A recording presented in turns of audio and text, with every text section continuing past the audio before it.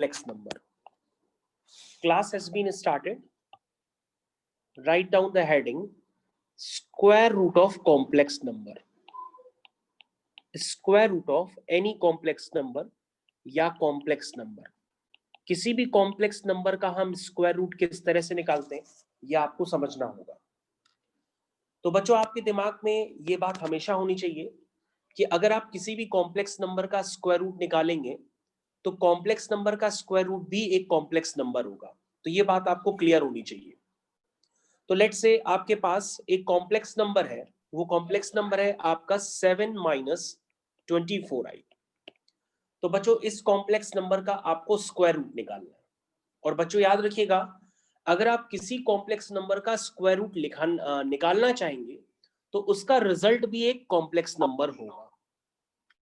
याद रखिएगा बच्चों, आपके पास क्वेश्चन नंबर है ए पार्ट, आपको इस कॉम्प्लेक्स नंबर का स्क्वायर रूट निकालना है और हमने इसकी वर्किंग स्टार्ट कर दी है. और मैंने आपको बताया कि अगर हम किसी भी कॉम्प्लेक्स नंबर का स्क्वायर रूट लेते हैं तो उसका एक रिजल्ट भी एक कॉम्प्लेक्स नंबर होगा. ठीक है बच्चों. अब बच्चों इसको सिंप्लीफाई करना पड़ेगा और सिंप्लीफाई करने के बाद ही कुछ पता पड़ेगा. तो सबसे पहले आप क्या करेंगे, इसमें लिखेंगे स्क्वायरिंग बोथ साइड्स. तो सबसे पहले लिखिए स्क्वायरिंग बोथ साइड्स. दोनों साइड्स स्क्वायरिंग करिए. और बच्चों मैंने आपकी कॉपी में स्क्वायरिंग तो देखी है, लेकिन आप लोग बहुत खतरनाक स्क्वायरिंग करते हैं, इसलिए मैं आपको स्क्वायरिंग के स्टेप्स भी लिख करके दिखा रहा हूं. तो स्क्वायरिंग का मतलब बच्चों ये होता है कि आपने इस तरह से दोनों तरफ स्क्वायरिंग की है. स्क्वायरिंग अगर रूट का स्क्वायर करते हैं तो रूट हट जाता है, ये बात सभी को पता होगी.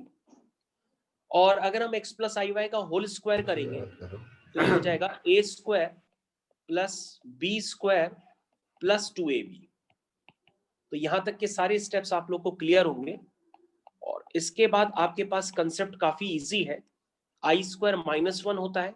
और मैंने आपको बताया था अगर दो कॉम्प्लेक्स नंबर इक्वल होते हैं तो आप 100% ये कह सकते हैं कि वो इक्वल सिर्फ और सिर्फ तभी होंगे जब उनके रियल पार्ट भी इक्वल हो और इमेजिनरी पार्ट भी इक्वल हो. तो बच्चों जैसे ही करेंगे आप ऐसा काम तो आपके पास रियल पार्ट वाली इक्वेशन बन जाएगी, दैट इज x² - y² = 7. और एक इमेजिनरी पार्ट वाली इक्वेशन बन जाएगी, दैट इज 2xy = -24. तो आई थिंक ये दोनों पार्ट आपको अच्छे से क्लियर हो गए होंगे. This is second one equation. अगर आप इसको सिंप्लीफाई करेंगे तो बच्चों यहां से xy = -12 आएगा. और बच्चों यहां पर आपको बहुत ही ज्यादा ध्यान देने की जरूरत ये देनी पड़ेगी बच्चों कि अगर आप इन दो इक्वेशन से x और y निकालना चाहें तो आपको काफी ज्यादा समय लग सकता है.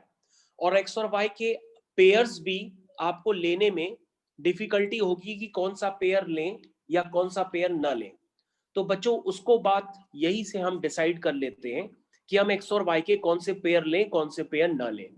उसके लिए बच्चों आपको यहाँ पे ये ध्यान देना होगा कि x और y का जो प्रोडक्ट है, ध्यान से देखिए बच्चों अपनी स्क्रीन पे, आपके पास जो दूसरी इक्वेशन है उसमें x और y का जो प्रोडक्ट है वो -12 आ रहा. इसका मतलब बच्चों ये हुआ कि xy का जो प्रोडक्ट है वो नेगेटिव है.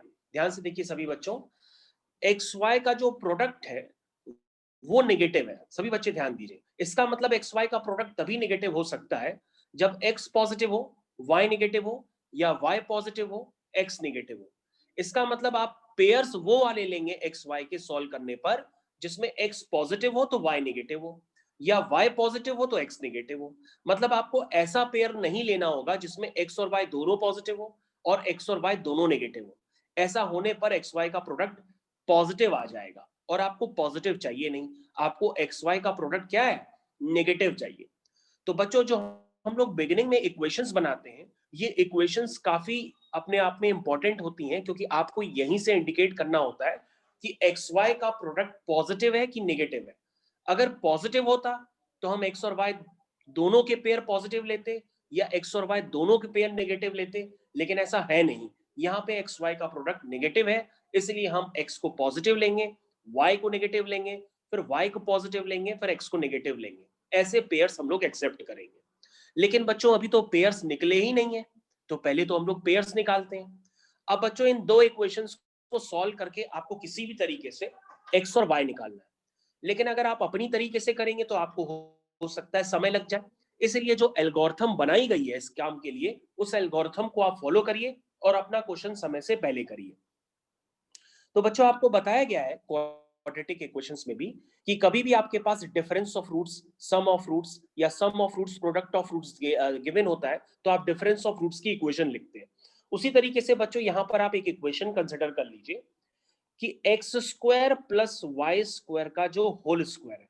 ध्यान दीजिए सभी बच्चे अपनी स्क्रीन पे, हम अपने आप से x square minus y square हमारे पास गिवन है, हम x square plus Y square निकालने की कोशिश करेंगे ताकि दो साइमल्टेनियस इक्वेशंस बन जाएं और आप उसको जल्दी से सॉल्व कर पाए। तो बच्चों अभी देखिए मैंने आपकी स्क्रीन पे एक रिलेशन लिखा हुआ है। इस रिलेशन से सभी बच्चे सेटिस्फाई होने चाहिए, क्योंकि अगर आप आरएचएस को ओपन करेंगे तो आरएचएस को ओपन करने पर x square plus Y square का होल स्क्वायर ही आएगा। आप भले चाहे मेरे साथ ओपन करके देख लीजिए, x square minus y square का होल स्क्वायर है, इसको आप ओपन करेंगे तो एक्स की पावर 4 प्लस वाई की power 4 minus 2 x square y square और प्लस का 4 x square y square combine होकर के हो जाएंगे एक्स की पावर 4 प्लस वाई की power 4 plus 2 x square y square. That means ये बच्चों क्या बन जाएगा, x square plus Y square का होल स्क्वायर। तो बच्चों ये इक्वेशन आपको याद रखनी होगी, इसको आपको यूज करना होगा, तभी आप जल्दी से जल्दी अपनी प्रॉब्लम को सॉल्व कर सकते हैं। ठीक है, तो अभी ये फर्स्ट क्वेश्चन है इसलिए मैं ज्यादा आपको डिस्क्राइब कर रहा हूं, अगले क्वेश्चंस में आपको डिस्क्राइब काफी कम करूंगा। तो बच्चों ये हो गया 7 का स्क्वायर, ये हो गया 49 और बच्चों 4x स्क्वायर वाई स्क्वायर निकालना है। अगर आपके पास 2xy पता है, आप देखिए ध्यान से, आपको ये क्वेश्चन पता है ऊपर 2xy इज इक्वल टू -24, इसमें आप दोनों तरफ स्क्वायरिंग कर देंगे तो आपके पास 4x square y square is equal to -24 का स्क्वायर आ जाएगा, जो कि होता है 576। तो बच्चों आपके पास X square plus Y square आ जाएगा, उसका होल स्क्वायर आ जाएगा 625।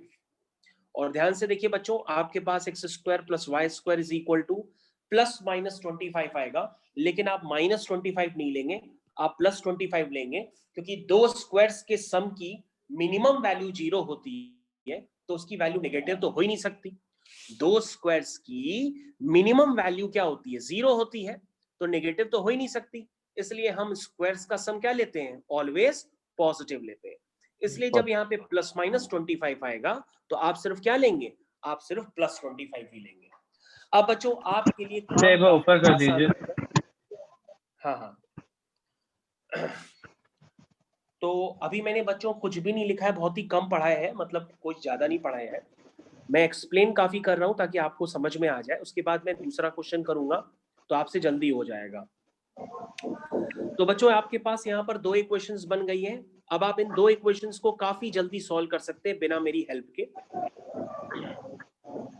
ठीक है,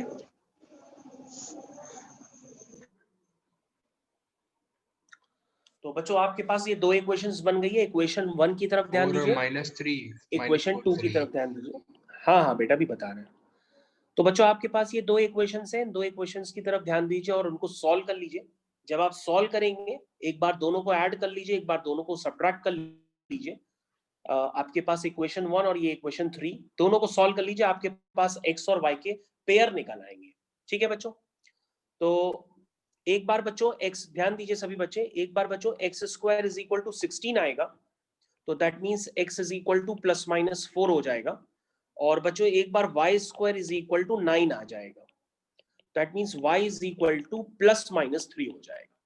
तो बच्चों ये आपके पास सॉल्यूशंस निकल करके आ गए हैं।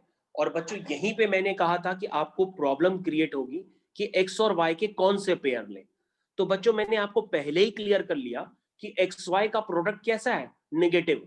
इसका मतलब अगर आप x4 लेंगे तो y-3 लेंगे, और अगर x-4 लेंगे तो y+3 लेंगे। तो बच्चों ये आपके दोनों पेयर निकल करके आ गए हैं, जो मैंने आपकी स्क्रीन पे जस्ट अभी इंडिकेट किए हैं। तो बच्चों आपका आंसर निकल आया। आंसर आप कैसे लिखेंगे, कहेंगे सर हमको निकालना था square root of complex number. तो बच्चों square root of complex number, which complex number, 7 - 24i, और इसका रिजल्ट क्या था बच्चों, x + iy। तो बच्चों x की जगह आप क्या पुट कर सकते हैं, 4 - 3i और इधर -4 + 3i। तो बच्चों ये आपके आंसर फाइनली निकल करके आ गए हैं। अब आप चेक कर लो, आपको कोई डाउट नहीं होना चाहिए, मैंने काफी धीरे धीरे आपको समझाया है। सभी बच्चे एक बार इसको चेक कर लीजिए, और आपको हमारा पढ़ाया हुआ बहुत ही कम समझ में आता है तो फिर आप एक काम कर लीजिएगा, आप रिकॉर्डिंग को पॉज कर करके बार बार सुनिएगा, आपको 100% समझ में आ जाएगा। तो आई थिंक मैंने स्क्रीन को स्क्रॉल करके पूरी तरीके से आपको बता दिया है, आप पूरा देख लो एक बार। This is the concept of square root of complex number. This is the concept of square root of complex number. तो सभी बच्चों को आई थिंक क्लियर हो गया होगा। हम लोग नेक्स्ट क्वेश्चन की तरफ मूव कर रहे हैं। नेक्स्ट क्वेश्चन आपकी स्क्रीन पे आ रहा है। नेक्स्ट क्वेश्चन आपकी स्क्रीन पे आ गया। Find the square root of complex number. आपका कॉम्प्लेक्स नंबर है 5 + 12i। तो बच्चों आपके पास नेक्स्ट क्वेश्चन आ गया। 5 + 12i का आपको स्क्वायर रूट निकालना। तो अगेन आप कहेंगे सर ये +4 है, -3 है। ओके, अभी मैं चेक कर लेता हूं बेटा। तो सबसे पहले हम लोग क्या करते हैं, इस कॉम्प्लेक्स नंबर का स्क्वायर रूट एक कॉम्प्लेक्स नंबर ही होगा, तो हम इसको x + iy लिख देते हैं। इतना करने के बाद बाकी काम काफी इजी है। आप क्या करेंगे, सीधा सीधा दोनों तरफ स्क्वायरिंग करेंगे। तो एग्जाम में लिखेंगे स्क्वायरिंग बोथ साइड्स। और अभी तक स्क्वायरिंग करना अब तो आपको आ ही गई होगी, तो आप कर लीजिए a²। और बच्चों i² y² आएगा, i² को -1 पुट कर देना, +2xiy। तो बच्चों दो कॉम्प्लेक्स नंबर अगर इक्वल है तो मैंने उनके रियल पार्ट भी इक्वल कर दिए हैं, और बच्चों इमेजिनरी पार्ट भी इक्वल कर दिए हैं। This is the second equation. ध्यान से देखिए, फर्स्ट इक्वेशन और सेकेंड इक्वेशन। सेकेंड इक्वेशन को आप और भी सिंप्लीफाई कर सकते हैं। तो ये बन जाएगी xy = 6। तो बच्चों यहां पर आपको ध्यान देना होगा कि xy का जो प्रोडक्ट है वो पॉजिटिव है। दैट मीन्स आप x और y के जो पेयर लेंगे, या तो वो पॉजिटिव पॉजिटिव लेंगे या तो वो नेगेटिव नेगेटिव लेंगे। तो यहां से स्टार्ट करते हैं बच्चों आगे। काफी आसान काम है, जो मैंने आपको इक्वेशन बताई थी उसको यूज करिए। x² + y² का whole square is equal to x² - y² का whole square +4x² y²। I think इस इक्वेशन में किसी को कोई प्रॉब्लम नहीं होगी। आप धीरे से इसको सॉल्व करते रहिए अपनी कॉपी में। तो ये हो गया 25, 2xy 12 है तो 4x² y² हो जाएगा 144। This will becomes equal to 169। तो x² + y² क्या होगा, +-13। -13 लेंगे नहीं, क्योंकि दो स्क्वायर की लीस्ट वैल्यूज जो होती है वो 0 होती है, तो नेगेटिव तो नहीं हो सकती। तो अगेन आपकी ये थर्ड इक्वेशन बन गई, और फर्स्ट और थर्ड इक्वेशन को आप एक बार ऐड करिए, एक बार सब्ट्रैक्ट करिए। अगर आप ऐसा करेंगे तो आपके पास x² की वैल्यू 9 आएगी, दैट मींस x की वैल्यू हो गई +-3, और y² की बच्चों वैल्यू 4 आएगी, दैट मींस y आपका आ गया +-2। अब बच्चों यहाँ पे कंफ्यूजन होता है, हम कौन से पेयर लेंगे। तो मैंने आपको बता दिया, x पॉजिटिव तो y भी पॉजिटिव, x नेगेटिव तो y भी नेगेटिव होगा, क्योंकि दोनों का स्क्वायर रूट, दोनों का जो प्रोडक्ट है वो पॉजिटिव है। तो फाइनली बच्चों आपका आंसर आ गया। एक बच्चे ने आंसर शायद बताया भी था, उसका आंसर शायद सही था, वो यही बता रहा है कुछ 3 + 2i और -3 - 2i। अब आप अपना आंसर चेक कर सकते हैं, जिसका भी आंसर हो। होपफुली आपको square root of complex number में किसी भी तरह की प्रॉब्लम नहीं आई होगी, आप समझ गए होंगे। सर हाँ बेटा। सर जहाँ से आपने ब्लू कलर से लिखा है सर वो समझा दीजिए सर, हम मतलब कनेक्ट नहीं थे सर उससे पहले। अच्छा, ब्लू कलर से लिखा है जहां से? यस सर, उससे बेटा पहले ये जो, आ गया। हाँ हाँ हम बता देते हैं बेटा, ऐसा होता है, आप सुन लो आराम से। Polar form of complex number, देखिए क्या होता है, काफी इजी सा काम होता है। तो polar form of complex number, देखिए करना क्या होता है, जैसे आपने कोई कॉम्प्लेक्स नंबर लिखा है z = x + iy। आपको करना क्या है, अगर आप उसको पोलर फॉर्म में कन्वर्ट करना चाहते हो तो वो छोटा सा काम करना ही होता है, square root of x² + y² से मल्टीप्लाई और डिवाइड करते हैं, under root of x² + y² से मल्टीप्लाई और डिवाइड करते हैं, लाइक दिस, जैसे अभी मैंने आपकी स्क्रीन पे किया है।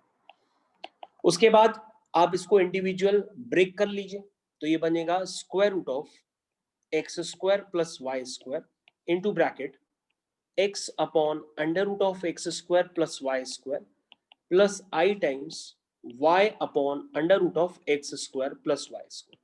आई थिंक यहां तक सबको क्लियर हो गया होगा। तो ये पार्ट सभी बच्चों को अच्छे से क्लियर हो गया होगा। यहां तक मैंने कोई ऐसा नया काम नहीं किया है। अब बच्चों आप यहाँ पे क्या करिए, एक ट्राइंगल का फॉर्मेशन कर लीजिए। ट्राइंगल का एक फॉर्मेशन कर लीजिए, यहां पे लिख लीजिए थीटा। ठीक, तो this is a right angle triangle ABC.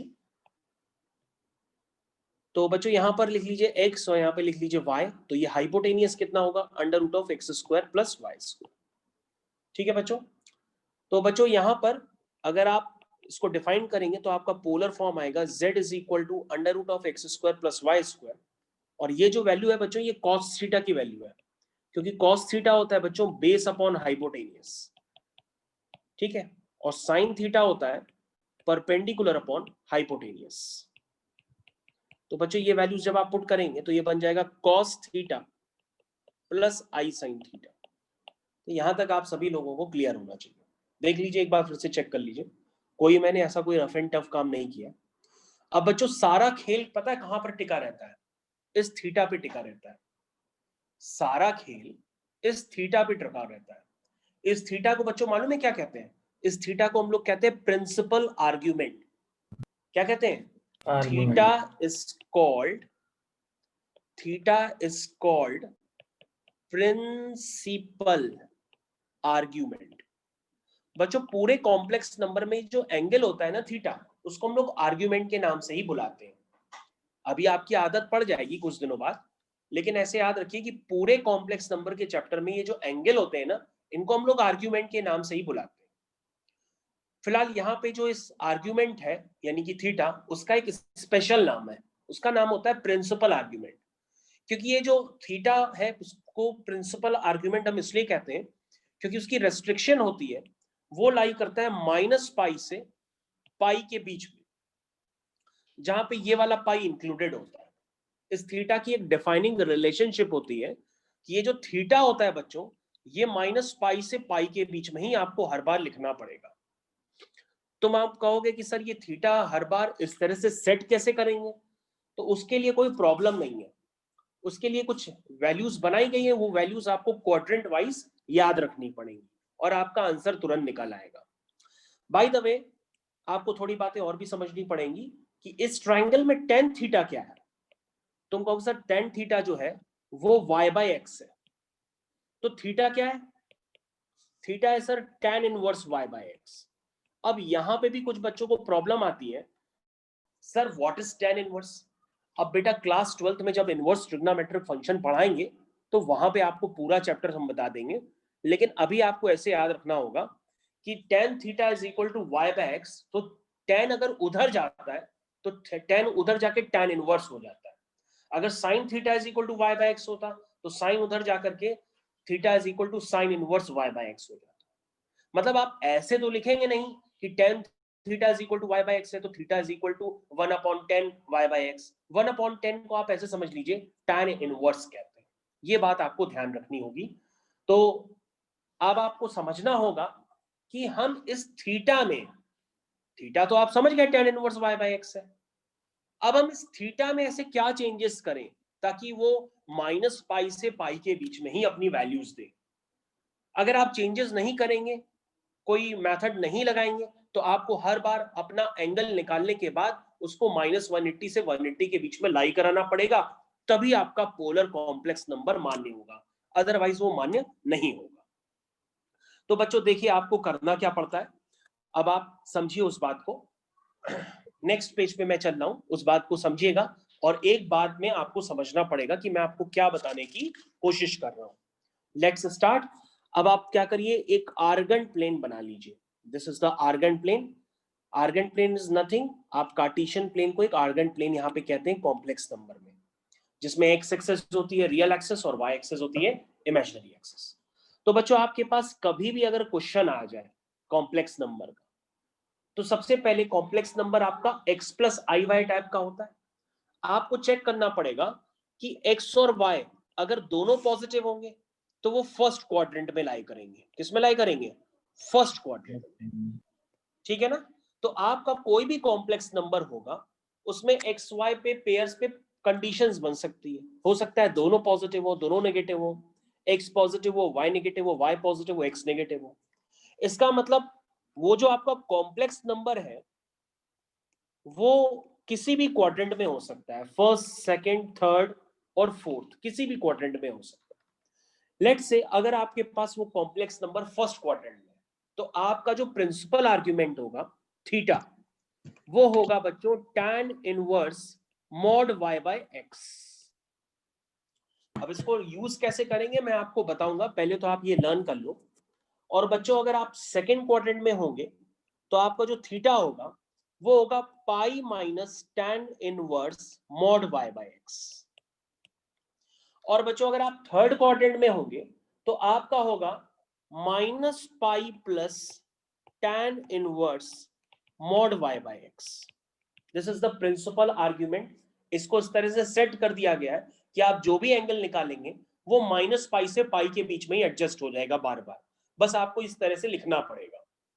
उसके बाद अगर आप फोर्थ क्वाड्रेंट में हैं तो थीटा जो होगा आपका वो होगा minus tan inverse mod y by x।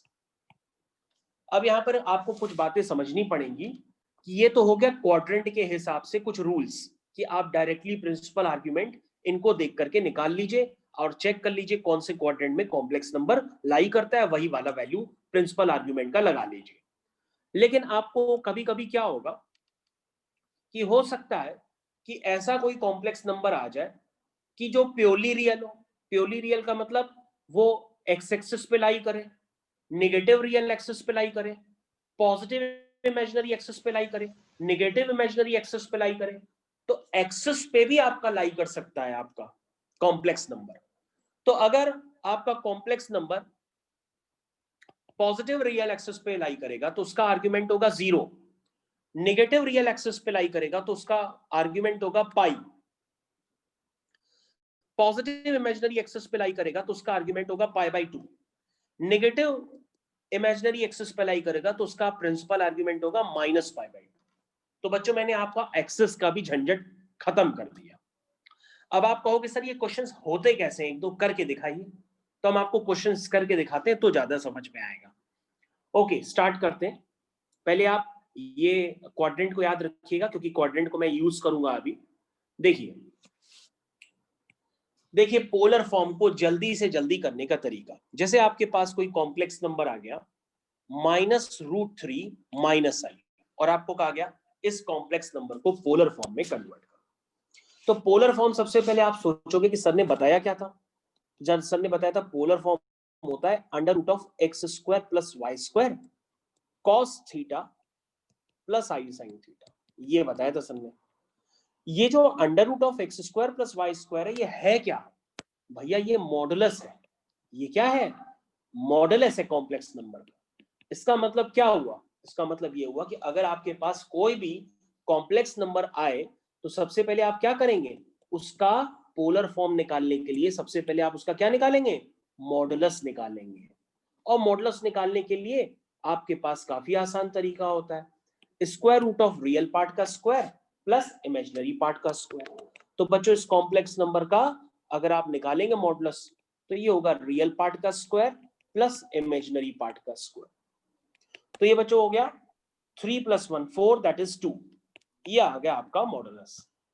अब बच्चों अब आप देखोगे कि सर हमारा क्वाड्रेंट कहाँ है, तो हमने कहा देखो बगल में हमने ये क्वाड्रेंट बनाया है। तो इसमें बच्चों x भी नेगेटिव है, y भी नेगेटिव है। चेक कर लो बच्चों, इधर देखो, अगर हम इसको x + iy से कंपेयर करेंगे बच्चों, तुम्हारा x भी नेगेटिव है, y भी नेगेटिव है। तो बच्चों x नेगेटिव y नेगेटिव, इसका मतलब आप कहां पे हो? आप थर्ड क्वाड्रेंट में हो। कहां पर हो आप? थर्ड क्वाड्रेंट में हो। तो बच्चों थर्ड क्वाड्रेंट का क्या मतलब हुआ? थर्ड क्वाड्रेंट का मतलब ये हुआ कि आपका प्रिंसिपल आर्ग्यूमेंट होगा -pi plus tan inverse mod y by x। अब आप कहोगे सर ये निकालते कैसे हैं? अरे बहुत आसान है। पहले आप लिखो उसको minus theta is equal to minus, आप लिखो हमारे साथ, लिखो सब लोग लिखो, कॉपी कर रहे हो तो हमारे साथ लिखते चलो। Theta is equal to minus pi plus tan inverse mod y by x. हो सकता है अभी देखने में खतरनाक लग रहा हो, इजी लगेगा फिर। तो बच्चों y क्या है? कहोगे सर y की जगह दिया है -1। x क्या है? सर x की जगह लिखा है -√3। अरे हमने कहा माइनस प्लस कुछ भी हो, वो तो मॉडुलस है ना। तो मॉडुलस का मतलब क्या होगा? आप अंदर लिखोगे positive he, this is tan inverse 1/√3। और बच्चों ये जो tan इनवर्स 1/√3 है, अगर आप उसको देख करके डर रहे हैं तो उसको भैया डरिए नहीं। जो 1/√3 होता है बच्चों, वो किसकी वैल्यू होती है? tan 30 डिग्री की वैल्यू होती है। और 30 डिग्री को आप रेडियंस में लिखोगे तो क्या हो जाएगा? π/6। तो बच्चों ऐसा अभी हम लोग बोलते हैं, अरे हमारी बात सुनो पहले। ऐसा बच्चों हम लोग अभी बोलते हैं कि tan इनवर्स से tan कैंसिल हो गया और ये π/6 हो गया।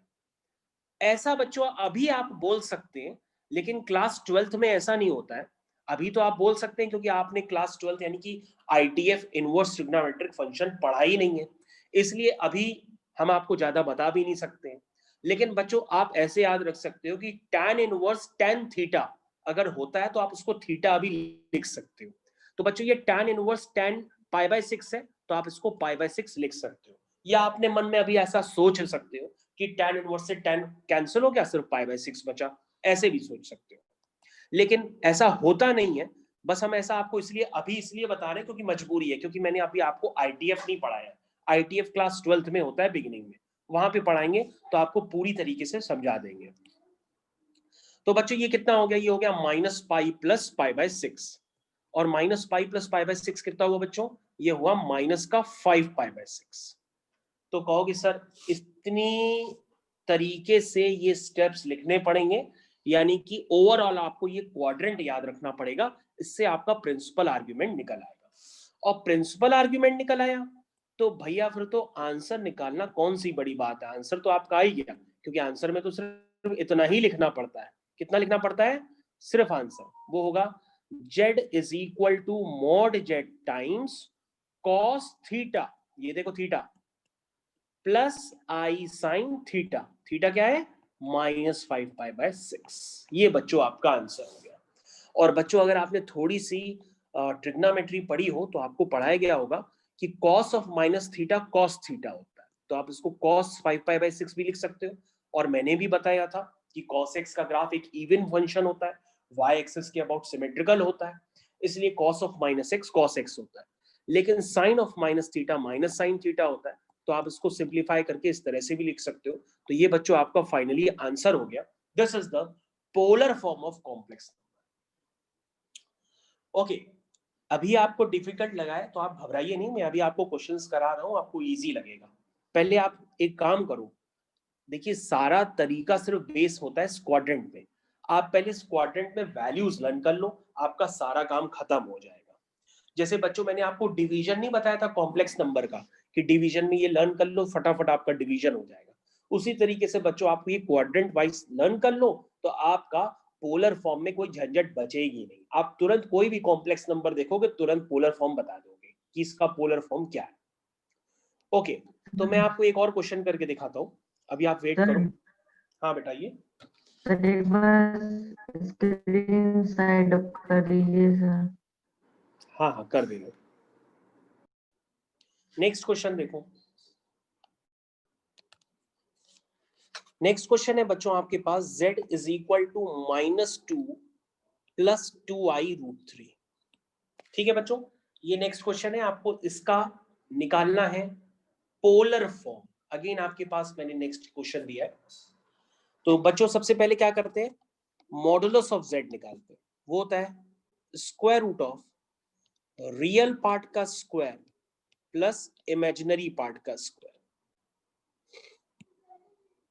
तो ये देखो बच्चों मैंने ऐसे लिख दिया, इसको बच्चों सॉल्व करो, देखो क्या आ रहा है।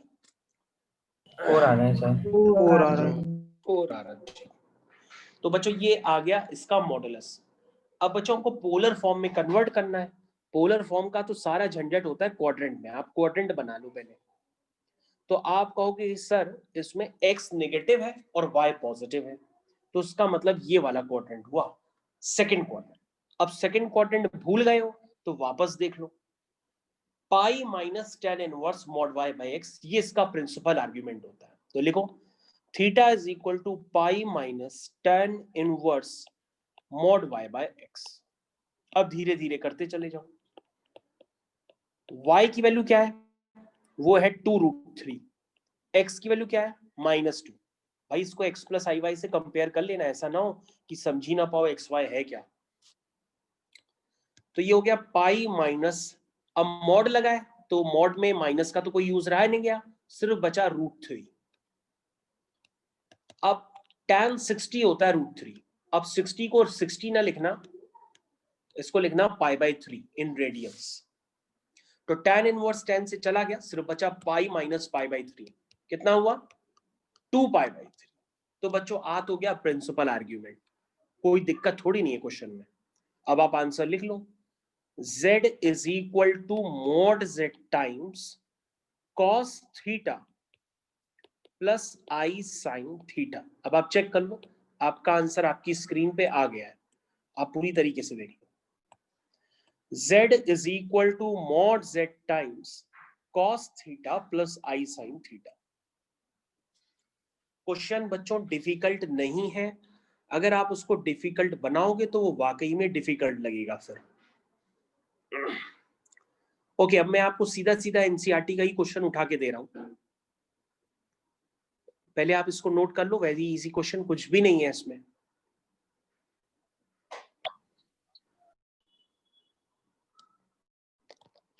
वन प्लस आई अपॉन 1 माइनस आई, ये बच्चों है। तो बच्चों आपके पास क्या है, 1 प्लस आई अपॉन 1 माइनस आई। आपको इस कॉम्प्लेक्स नंबर का पोलर फॉर्म लिखना है। अब आप कहोगे सर इसका पोलर फॉर्म कैसे लिखे, ये तो a प्लस आई बी के फॉर्म में नहीं है। अरे नहीं है तो तुम्हें बनाना पड़ेगा। तो कैसे लिखेंगे, दिस इज, आप इसको लिख लो पहले, ABCD फॉर्म। हाँ इस तरह से लिख लो। एक बच्चा बता रहा है, ये हो गया a और यहाँ b हो गया आपका 1, ये हो गया c और ये हो गया d। क्या तरीका बताया था, एक बार में लिख लो, AC plus BD upon C square plus D square plus I times BC minus AD upon C square plus D square. देखो कितनी जल्दी हो गया। पता है बच्चों ये सिर्फ क्या आ रहा है, ये आ रहा है I और कुछ नहीं आ रहा है। आप चेक कर लो, सही से लिखना चाहते हो तो 0 प्लस आई लिख लो। तो बच्चों आपके पास कॉम्प्लेक्स नंबर क्या है, 0 प्लस आई। अब आपको उसका पोलर फॉर्म निकालना है। तो तुम कहोगे सर इसका मॉडुलस लें, अरे ले लो मॉडुलस। मॉडुलस में क्या आएगा, रियल पार्ट का स्क्वायर प्लस इमेजिनरी पार्ट का स्क्वायर, वो तो 1 ही आएगा। तो सर वो क्या होगा, आर्ग्यूमेंट। आर्ग्यूमेंट क्या होगा सर, 0, i। 0, i कहां लाई करेगा, π/2 यहां पे लाई करेगा। तो यहां पे प्रिंसिपल आर्ग्यूमेंट होता है π/2, क्योंकि मैंने आपको बताया था कि अगर पॉजिटिव इमेजिनरी एक्सिस पे होगा तो उसका प्रिंसिपल आर्ग्यूमेंट होगा π/2।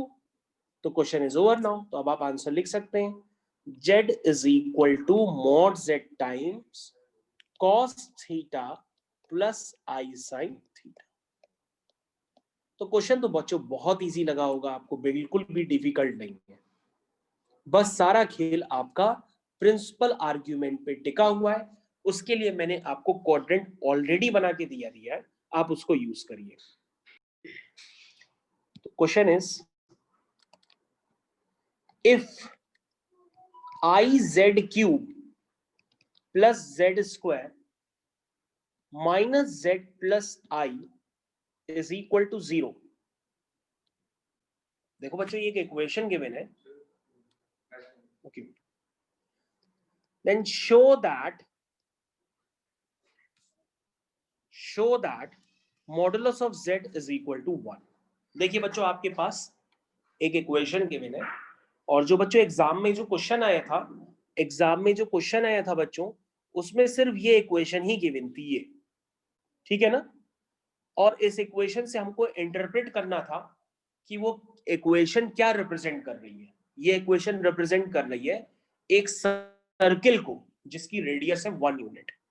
तो ये कोऑर्डिनेट ज्योमेट्री में इस तरह से एक कर्व की इक्वेशन दी हुई थी, और इस कर्व की इक्वेशन को सिंप्लीफाई कर करके आपको इंटरप्रेट करना था, और फिर इसके आगे और भी बड़ा क्वेश्चन था, लेकिन आप सोच सकते हैं स्टार्टिंग यहीं से होती है।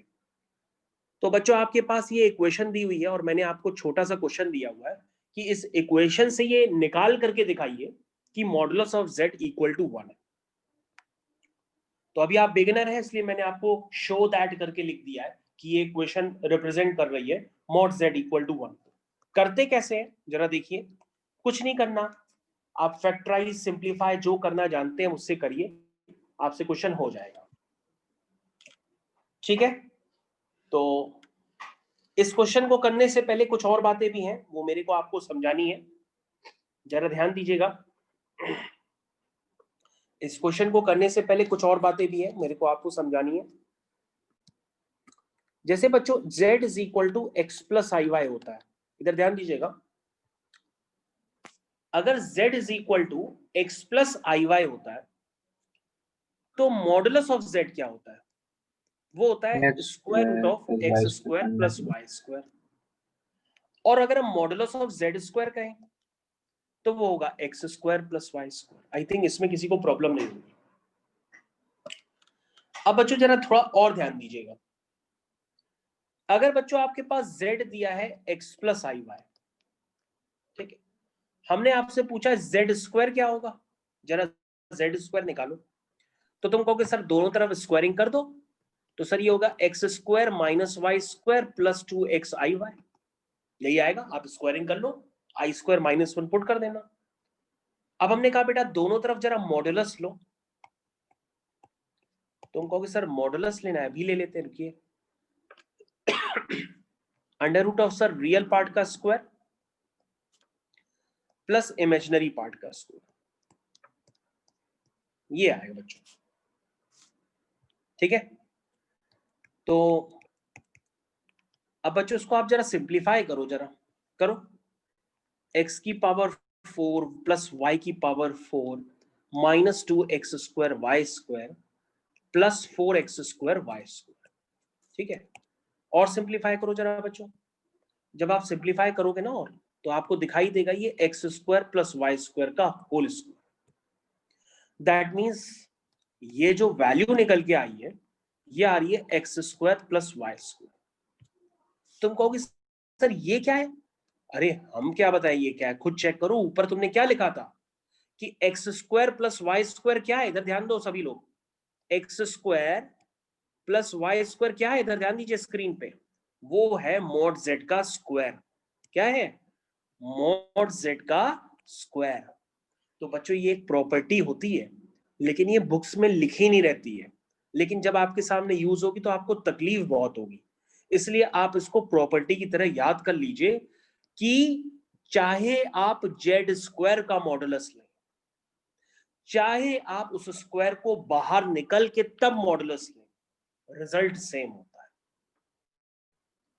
आप चेक कर लो, मैंने आपको चेक करके दिखाया तो एक कोई भी कॉम्प्लेक्स नंबर जनरल लेकर के आप चेक कर लो, मैंने आपकी स्क्रीन पे सॉल्व किया हुआ है। लेकिन मैं अगर आपको डायरेक्टली ऐसे अभी कोई स्टेप लिख देता तो आप कहते सर ये कैसी प्रॉपर्टी है कि जेड स्क्वायर का मॉड आपने जेड स्क्वायर बाहर कर दिया और मॉड जेड स्क्वायर हो गया। तो ये प्रॉपर्टी होती है, देखो मैंने आपके सामने प्रूफ की है कि मॉड जेड का स्क्वायर जो होगा वो जेड स्क्वायर के मॉड के बराबर होगा, या जेड स्क्वायर का मॉड मॉड जेड के स्क्वायर के बाहर हो जाता है, मतलब बराबर होता है। समझ में आ गई होगी होपफुली। अब हम लोग अपने ओरिजिनल इक्वेशन की तरफ चलते हैं। ये आपका ओरिजिनल इक्वेशन है, इससे आपको निकालना है मॉड जेड इक्वल टू 1। तो कई बच्चों ने हो सकता है निकाल लियो मेरे से पहले ही। तो इक्वेशन है, मैं दोबारा इक्वेशन लिखता हूं बच्चों, जरा ध्यान दीजिएगा। इक्वेशन है बच्चों आपकी i z cube plus z square minus z plus i is equal to 0। ये इक्वेशन। अब बच्चों से तुमको निकालना है मॉड जेड इक्वल टू 1। तो बच्चों करो कुछ नहीं, जैसे आपने क्यूबिक इक्वेशन देखी है, क्वाड्रेटिक इक्वेशन देखी है, तो वैसे इसको भी सॉल्व करो, फैक्टराइज करो। सबसे पहले हाईएस्ट डिग्री का जो कोफिशिएंट है उसको 1 बना लो। तो तुम कहोगे सर हाईएस्ट डिग्री इसमें z क्यूब है, तो उसका कोफिशिएंट क्या बनाओगे? उसका कोफिशिएंट पहले 1 बना लो। यानी इस पूरी इक्वेशन में क्या करोगे? i से डिवाइड करो। चलो पूरी इक्वेशन में i से डिवाइड करो, तो ये हो जाएगा बच्चों z cube plus z square upon i minus z upon i plus 1 is equal to 0। Check कर लो आप। फिर ये हो गया जेड क्यूब। अब बच्चों ध्यान से देखो, कभी भी अगर नीचे आई आता है, सभी बच्चे ध्यान दें, अगर कभी भी नीचे आई आ जाए तो उस आई को हटाने के लिए आप इस तरह से मल्टीप्लाई और डिवाइड कर सकते हैं। ध्यान दीजिए, उस आई को हटाने के लिए आप इस तरह से मल्टीप्लाई और डिवाइड कर सकते हैं। तो नीचे बच्चों आई स्क्वायर वो -1 बना देगा, तो माइनस जेड स्क्वायर आई हो जाएगा। नीचे आई स्क्वायर -1 बना देगा तो माइनस माइनस प्लस हो जाएगा, जेड आई हो जाएगा, plus 1 is equal to 0। Check करो बच्चों, इक्वेशन आई थिंक आप लोग को क्लियर होनी चाहिए।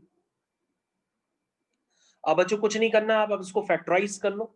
ये देखो फैक्टराइज में कर रहा हूं। जेड स्क्वायर पहले में कॉमन है तो कॉमन ले लो, तो अंदर आ जाएगा Z minus I.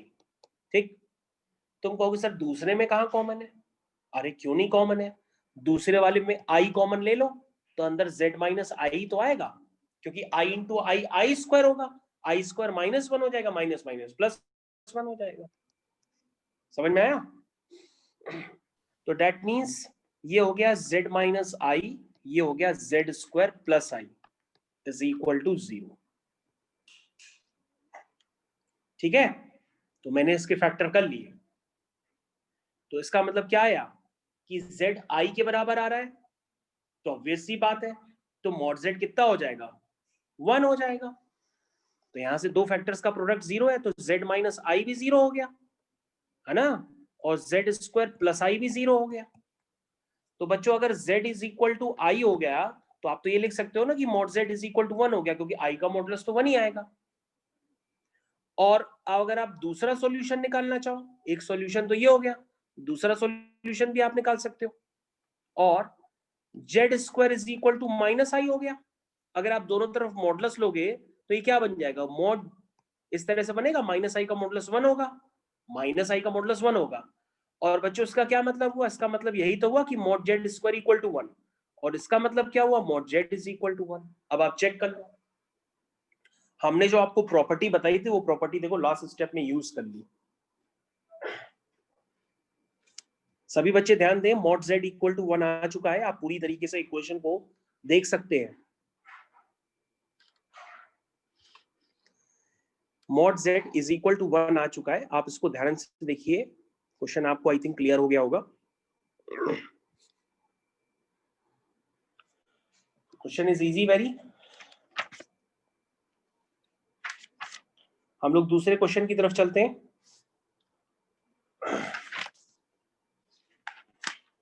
Next question on your screen.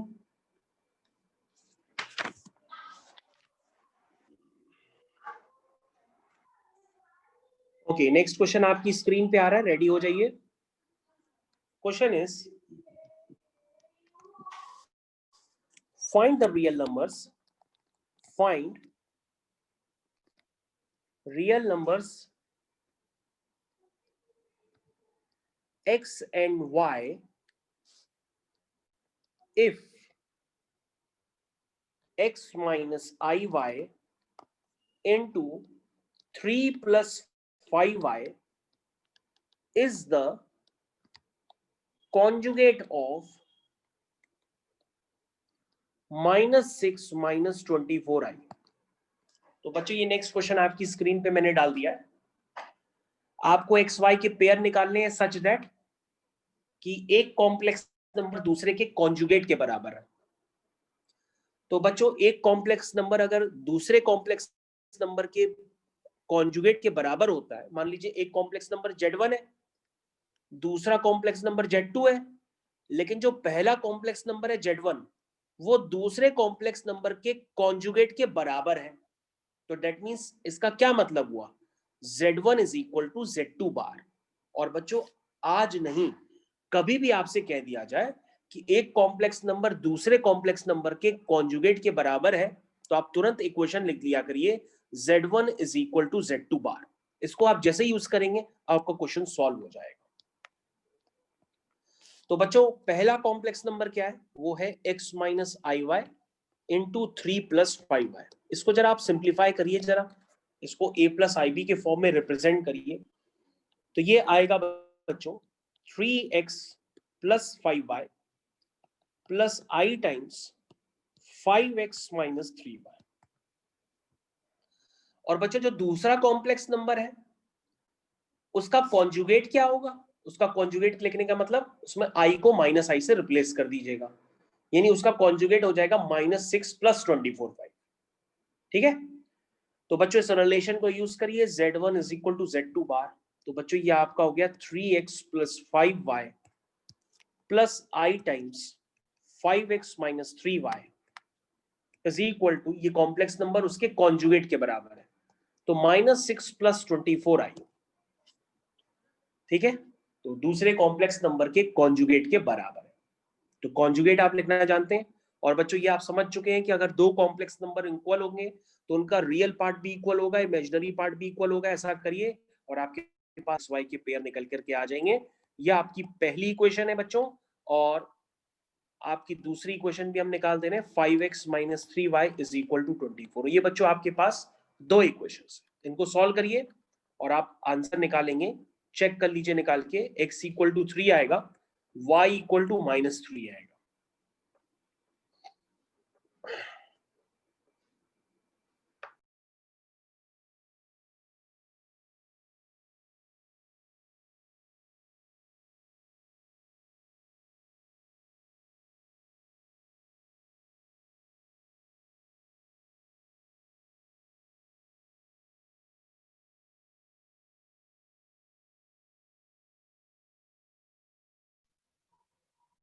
तो बच्चों अगला क्वेश्चन आपकी स्क्रीन पे, find the values of x and y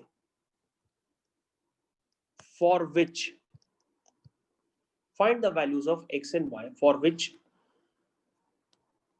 -3 plus i times x square y and x square plus y plus 4i are conjugate of each other, are conjugate of each other। तो बच्चों ये आपके पास next question है। मैंने आपको वही same question फिर से दे दिया, बस ऐसे लिख दिया है कि आपको x और y की वैल्यूज निकालनी है कि पहला कॉम्प्लेक्स नंबर दूसरे के कॉन्जुगेट के बराबर है।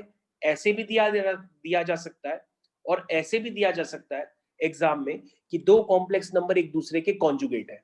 तो बच्चों इसका मतलब क्लियर कट ये होता है कि z1 is equal to z2 बार। चाहे लैंग्वेज कुछ भी हो, आपको हमेशा एक रिलेशन यूज करना पड़ेगा, z1 is equal to z2 बार। इसको जैसे ही आप यूज करेंगे क्वेश्चन आपका खत्म हो जाएगा। तो बच्चों पहला कॉम्प्लेक्स नंबर आपका क्या है? वो है -3 plus i times x square y. ये किसके इक्वल है? दूसरे के बार के बराबर। तो बच्चों अगर हम दूसरे का बार लेंगे तो i को -i से रिप्लेस कर देंगे। अब बच्चों कुछ नहीं करना, आप थोड़ी सी वर्किंग कर लीजिए, आपका आंसर आ जाएगा। X square plus y is equal to -3। Real को रियल के बराबर कर दिया, इमेजिनरी पार्ट को इमेजिनरी के बराबर कर दिया। दो इक्वेशंस, दो अननोन, यहां से y की वैल्यू निकाल के उधर पुट कर दीजिए। जैसे आप y की वैल्यू निकालेंगे, y की -4 अपॉन एक्स स्क्वायर उठा के वहां पुट कर लीजिए। जैसे ही आप यहां पुट करेंगे तो आपके पास इक्वेशन बन जाएगी x की power 4 plus 3x square minus 4 is equal to 0। इसके आप फैक्टर कर लीजिएगा, तो फैक्टर आएंगे x square plus 4 x square minus 1 is equal to 0। तो बच्चों एक्स स्क्वायर प्लस 4 तो 0 हो नहीं सकता, ठीक है ना?